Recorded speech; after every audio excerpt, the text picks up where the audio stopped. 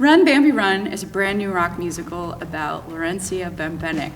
I feel like she was way ahead of her time. Her actions were really groundbreaking, and she stood up for what she believed in. To see her go from being a part of the police force to losing her job, to being a waitress at the Playboy Club, to the murder trial and so forth, and her getting sentenced and then escaping from prison and going to Canada. You can't make it up. This piece is a lot about who gets to tell your story.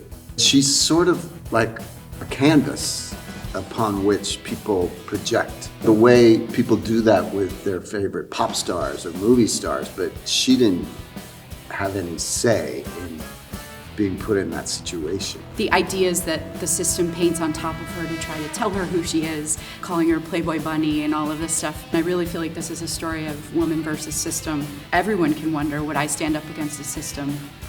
Would I stand up for what I believe in and fight for it tirelessly? Run, Bambi Run is an actor-musician show.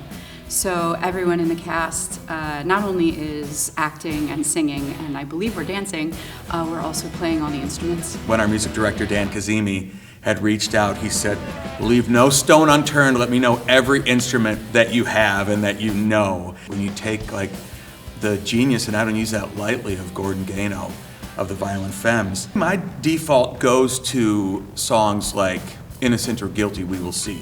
It's loud, it's bombastic. And then to go in and hear some of these other songs. Really achingly beautiful ballads and kind of Americana, folky music. When you think of Violent Femmes, you don't always think of violin, like string quartet. When we sort of veer a little more into the country genre, we have the opportunity to do a little fiddle, a little bluegrass, to kind of support it with those musical textures. It's so quintessential Milwaukee. There's so much about the show, even down to the set. With this show, it's going to be one of those shows when the lights come up at intermission that the conversation is going to be, it's going to be really big. People will be talking a lot as the show goes along.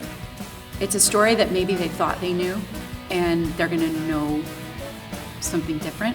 It's more than just the story of Lori. I think it's a great story to inspire us to do better, to be better.